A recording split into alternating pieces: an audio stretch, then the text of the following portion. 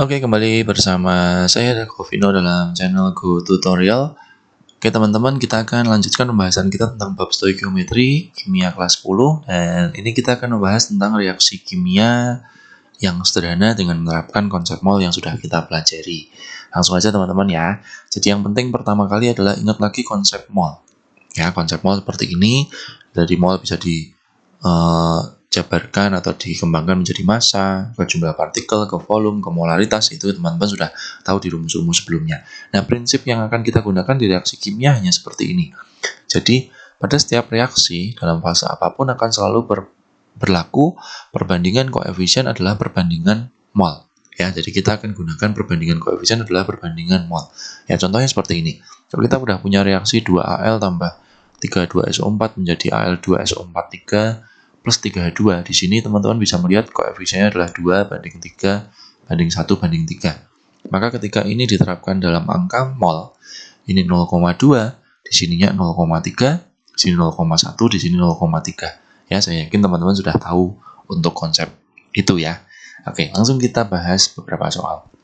Yang pertama, pada pembakaran 8,8 gram gas C3H8 dengan gas oksigen dihasilkan gas CO2 dan uap air. Tentukan massa gas O2 yang dibutuhkan dan massa dan volume gas CO2 pada kondisi STP. Seperti itu ya. Nah, di sini yang penting adalah kita harus mempunyai reaksinya dulu. Dan reaksi itu harus setara, teman-teman. Ya, jadi ini ada senyawa C3H8 dibakar dengan gas oksigen nanti menghasilkan gas CO2 dan uap air. Nah, reaksi ini harus kita setarakan dulu ya. Ini saya setarakan dengan cara langsung saja. Ya, jadi yang penting reaksi harus setara dulu. Nah, lalu di sini kita punya 8,8 gram gas C3H8. Ya, ini 8,8 gram. Nah, yang harus kita cari adalah mol. Ya, molnya. Nah, teman-teman sudah pelajari di konsep mol bahwa yang namanya mol itu kalau ada massa dibagi dengan MR. Ya, saya hitung cepat saja. MR-nya C3H8 adalah 44. Sehingga untuk mencari mol di sini akan mendapatkan angka 0,2 mol. Seperti itu ya. Nah, dengan satu set saja kita sudah punya molnya, kita bisa mencari mol yang lain. Caranya adalah dengan perbandingan koefisien tadi. Jadi kalau di sini 1, di sini 5, di sini 3, di sini 4, maka kalau ini 0,2 mol, di sini akan kita dapatkan 0,2 dikali 5 atau 1 mol. Sedangkan di sini akan didapatkan 0,6 mol. Di sini akan kita dapatkan 0,8 mol. Nah, intinya cuma di sini, teman-teman. Jadi kalau kita sudah punya data molnya semuanya, pertanyaan apapun biasanya sudah pasti bisa dikerjakan. Jadi pertanyaan yang A adalah kita mau mencari massa CO2.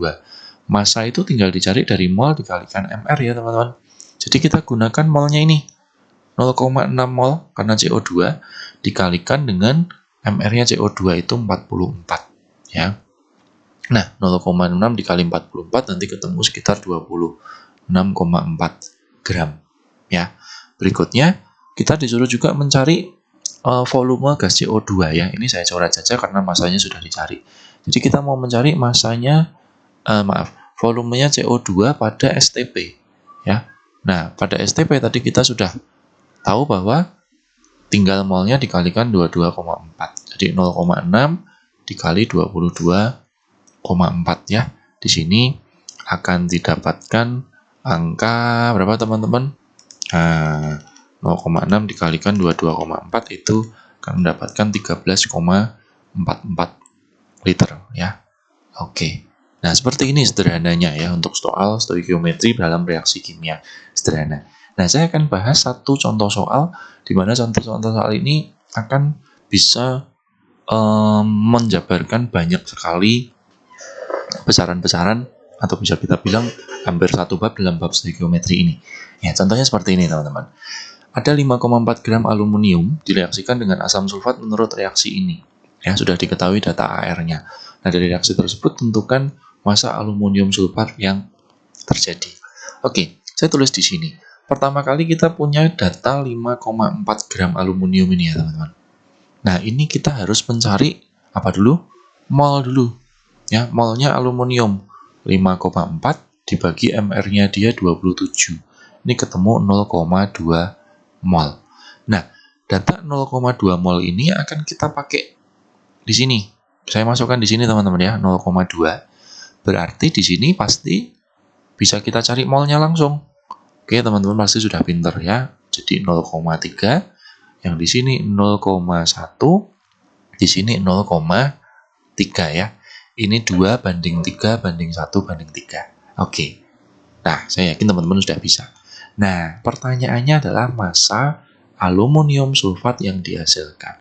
Jadi untuk mencari massa, kita tinggal gunakan rumus mol dikalikan MR. Ya.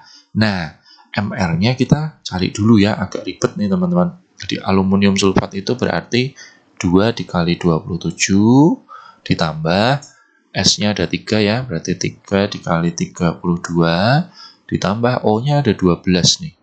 12 kali 16 ya. Ini ketemu 54 ditambah 96 ditambah 96 itu berapa teman-teman ketemunya? Maaf, ini 192 ya teman-teman ya. Ini ketemunya nanti jadinya 342. Nah, di sini baru kita masukkan di sini molnya 0,1 ya.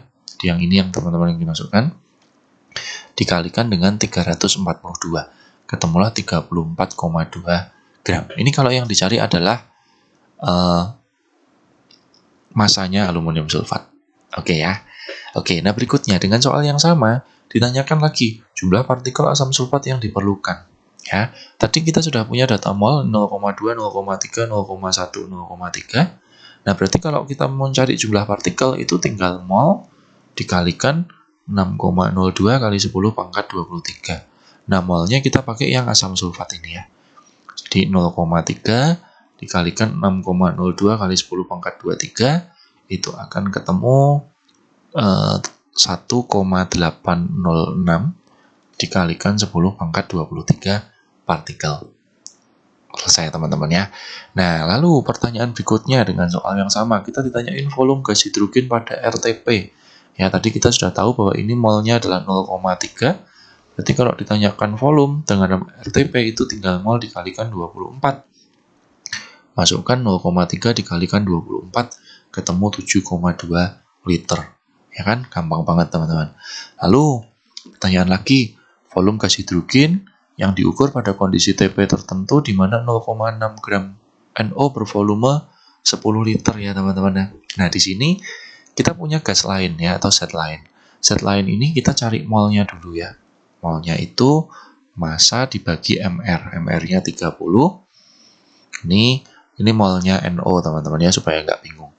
Nah, ini ketemu berapa? 0,02 mol. Nah, setelah ketemu mol baru kita bandingkan pakai tabel yang sudah kita pelajari.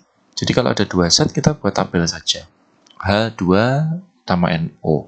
Nah, kita nggak usah memulai dari massa, kita cukup melihat dari mol dan volume saja. Volumenya H2 di sini berapa? 0,3 ya, ini masih pakai soal yang sama. Nah, volumenya kita mau cari.